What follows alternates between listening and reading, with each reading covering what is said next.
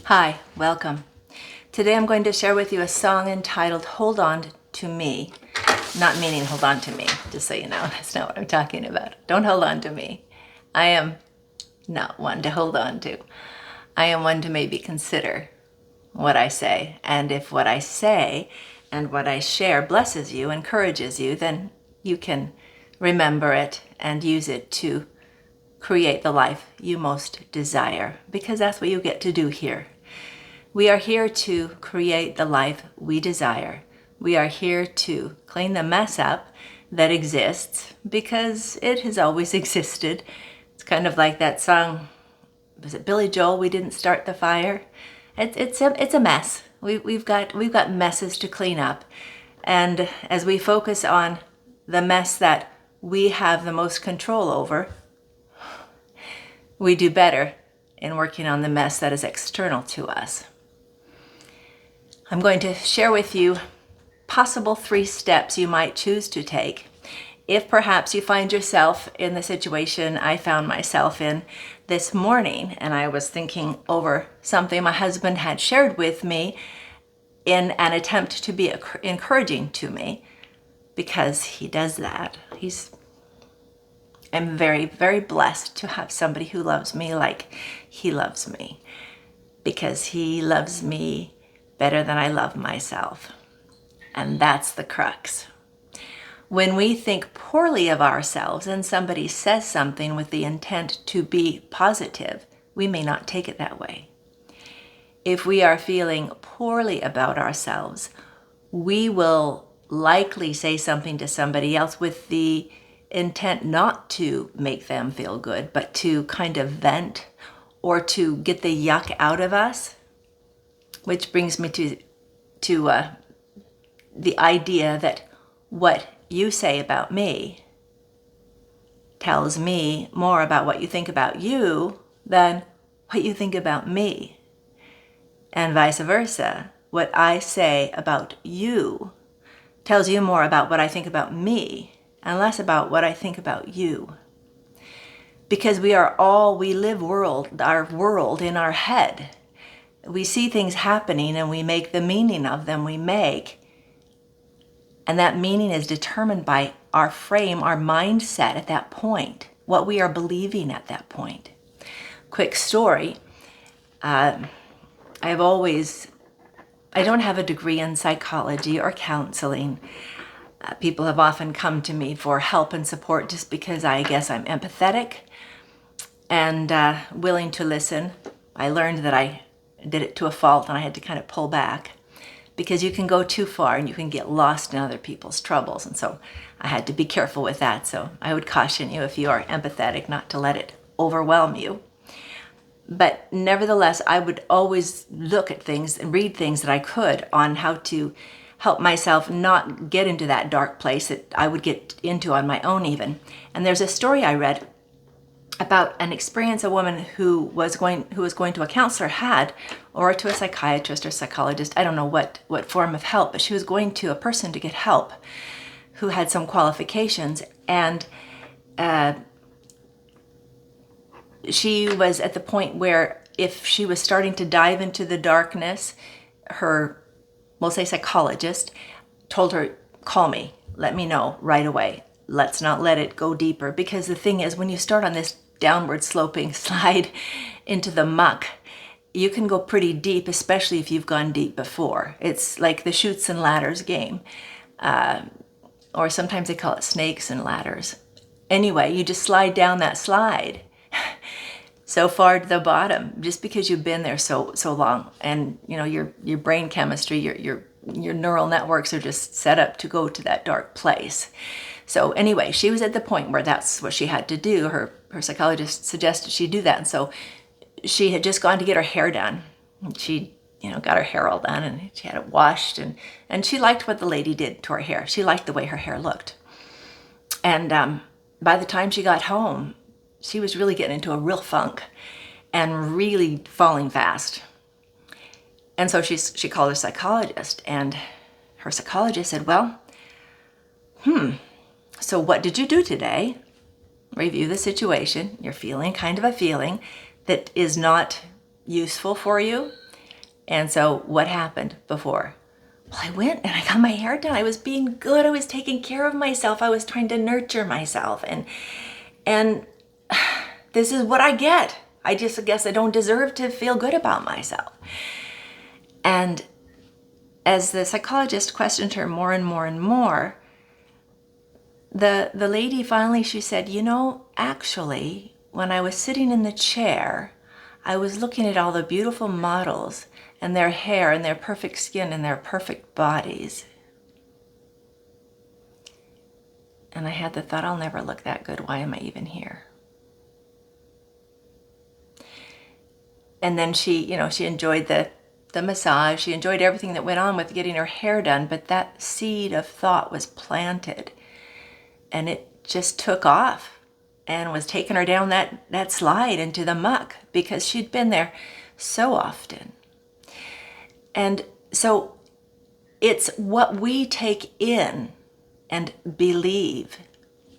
And it's also our patterns of belief from the past that we've had that are going to take in that small little, oh, I'm never going to look like that. Well, okay, so big deal. And you're never going to look like that. But what are you going to look like? How are you going to present yourself? There's another way to look at that with that thought, but that's not where she took it. Because that was not what she was in the habit of doing. So anyway, what we hold on to here is there. What we release here is not there. The way we remember, the members, our hands, our fingers, our arms, our legs, our heads, these are all members of our body. As we remember parts of the story of something that happened, we put our thoughts together in that way, and the way we put those thoughts together create those feelings that either take us down that slide or we climb that ladder. Or maybe we even take it just one step at a time on that little game board. And that's okay. It's all okay because it's movement. And movement it almost always indicates life. And as long as you're alive, there's still hope. So, should I tell us 3 steps now? I'll tell those 3 steps now. 3 steps I was considering about releasing upset. First is to observe and write down what caused you to feel upset and why it made you feel upset. And that can be a difficult process. Like I said in a little story about this young lady who went to the hairdresser to take care of herself. She was trying to nurture herself, ended up feeling really awful by the end of the day. She was really falling deep. And that was not her intent, but she had to observe and write, she didn't write that down. She actually spoke with her psychologist about it. She was able to figure out what caused her to feel upset and then why it made her feel upset. And the reason it made her feel upset is what she made it mean. She made it mean that, well, because I'll never look like them, I'll never be good enough. And I'm not good enough. That means I'm not good enough. Why do I even try? And that meaning is damning. That meaning is one not worth remembering. It's one worth releasing. Step 2, do not judge what or who you believe caused you to feel upset. Sometimes people say things like the pictures weren't saying things specifically. She actually said it to herself. But sometimes somebody will say something and they will be trying to encourage you, or maybe they won't. It doesn't matter, really. Because if you're in a good place and somebody says something that is maybe not so nice, you can say, oh, well, that's how they feel. Because in reality, what you say about me tells me more about what you think about you. And as long as I remember that, what you say about me is not about me.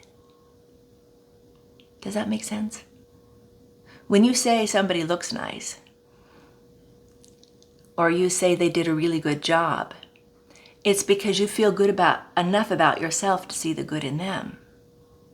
But if you don't feel good about yourself, all you're seeing is the bad in them, or the potential bad way they might be looking at you, because that's how you're looking at yourself. Life is a mirror. It just is. You can't get away from the mirror even if you don't have any mirrors in your house. Life is a mirror. It reflects back to us what we are giving out, what we are holding on to within us.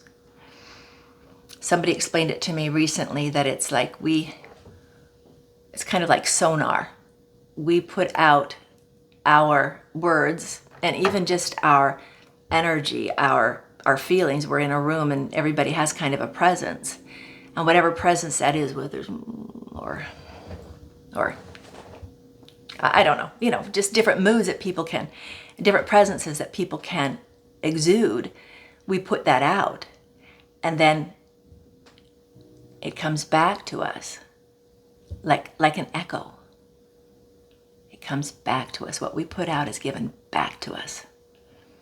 Even if somebody is trying to give something back to us, it's better than that. If we're putting out some kind of a negative sonar message, the echo that comes back to us is going to be that negative message that we had.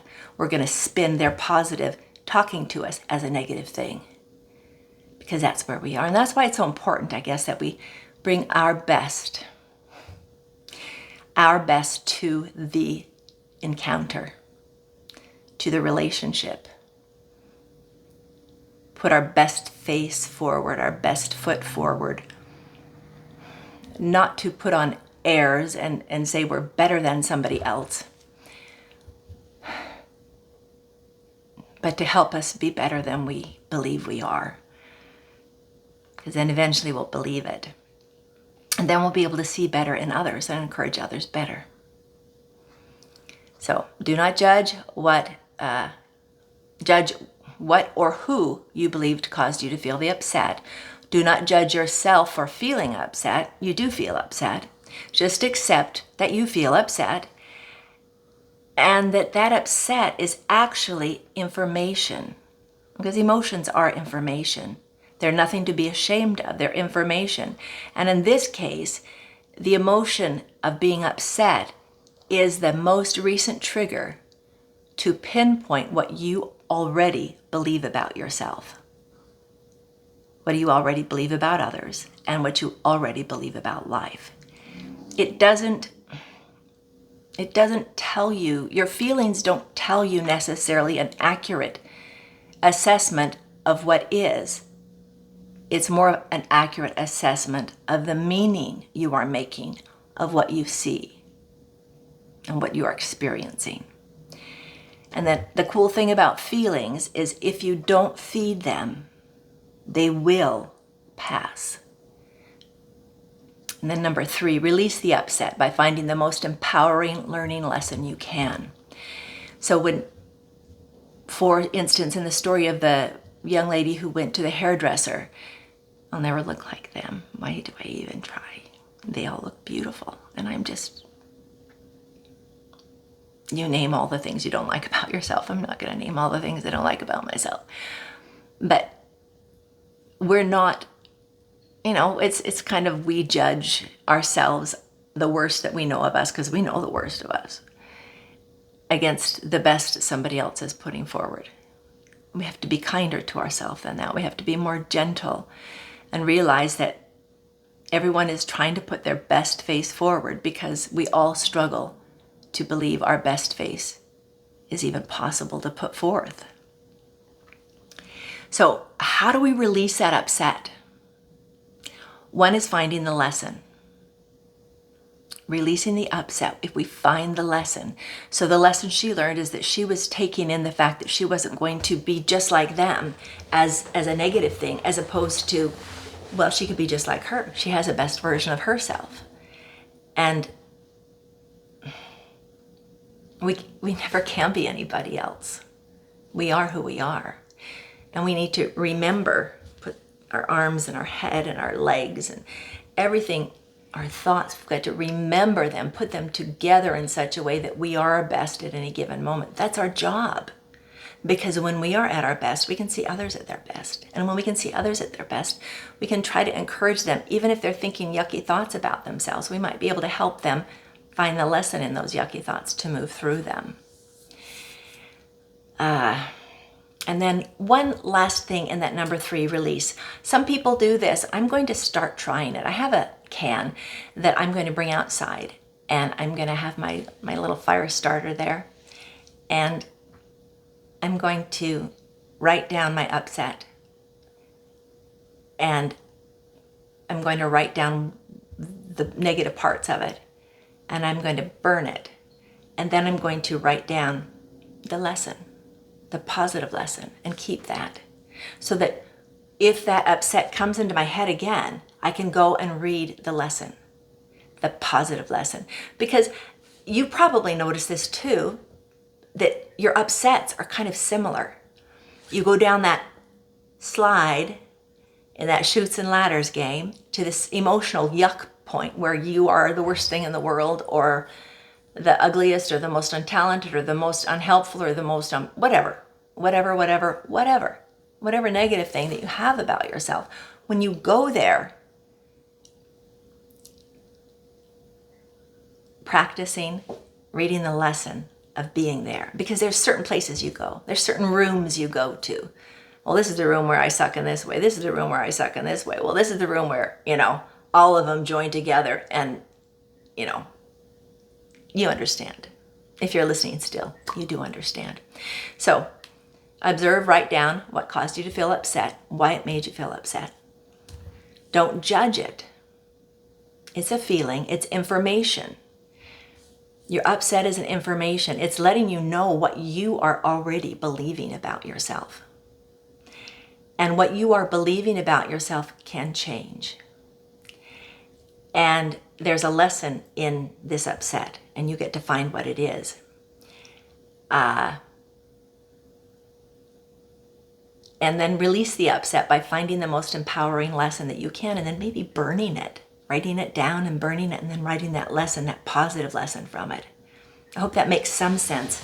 And for me, God is integral in my being alive, and in enduring the darknesses that I have caused with the things I've believed, and moving through them to the degrees that I have, and as often as I have. And I think I've alluded to this before, the reason I get songs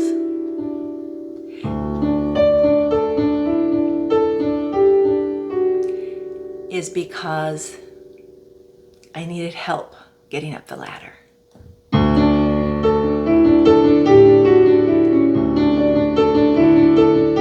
Hold on to me, don't hold your hurt inside your eyes of pain and the way of life. Hold on to me, don't let your fragile heart deny your faith in perfect grace. Hold on to me,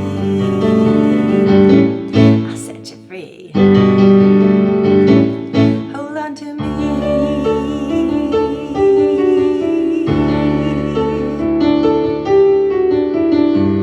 Nothing can take my place, though counterfeits you'll find. They'll leave you empty, they can't satisfy.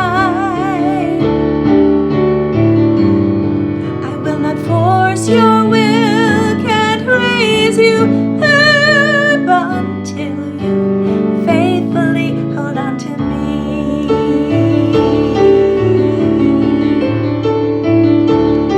Hold on to me, don't hold your hurt inside your eyes of pain and the way of life. Hold on to me, then every doubt will fly like morning dew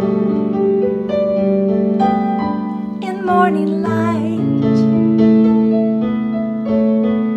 Hold on to me,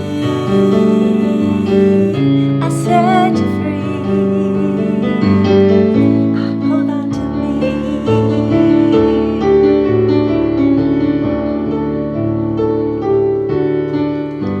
I'm always here.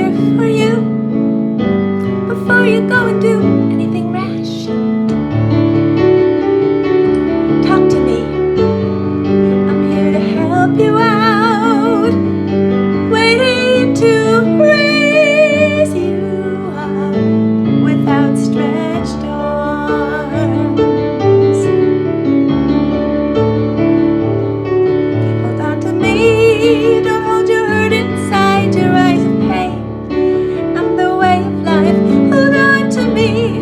Don't let your trouble take your breath away. Just for today, hold on to me. I'll set you free.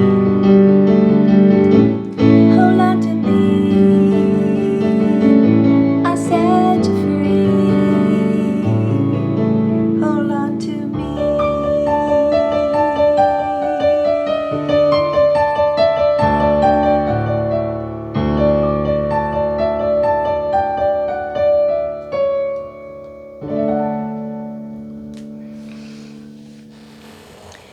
When we hold on to God, when we hold on to that He who redeems, when we hold on to the truth that sets us free from the lousy thoughts that we sometimes believe, all is well, as it should be. And now here's the part where I'm weak. Please subscribe. Please share. Please like. And please comment. Just put a smiley face down there if you liked what I did. It shouldn't matter what you do, whether I do what I do. Because I do what I do first for me, because it helps me remember what I know. And then I do it for you, in case it can help you remember what you know. Thank you for watching. I'm Sarah D. Make it a great day.